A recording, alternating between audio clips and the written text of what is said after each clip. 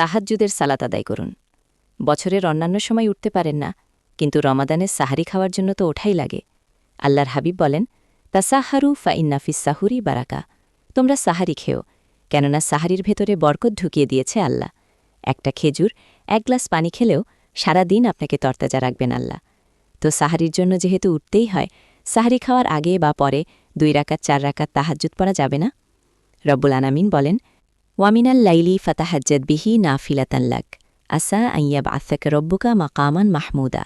ও নবী, রাতের কিছু অংশ সময় তাহাজ্জুদের সালাত আপনি আদায় করবেন, কারণ এই তাহাজ্জুদ হল আপনার জন্য নাফিলাতাল্লাক, অতিরিক্ত ফরজ। এজন্য যারা সম্মানিত হতে চান, সম্মানের আসনে যেতে চান, তাদের জন্য তাহাজ্জুদ অবধারিত। আমরা রমজানে সাহারির আগে তাহাজ্জুদ পড়ব ইনশাআল্লাহ। এই নামাজটাকে আল্লাহ বড্ড ভালোবাসেন।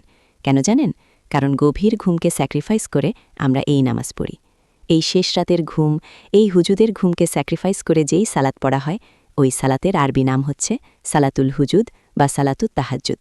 এজন্য আল্লাহ তাআলা এই তাহাজ্জুদের সালাতকে এত পছন্দ করেন। পড়বেন তো রমাদানে তাহাজ্জুদ ইনশাআল্লাহ।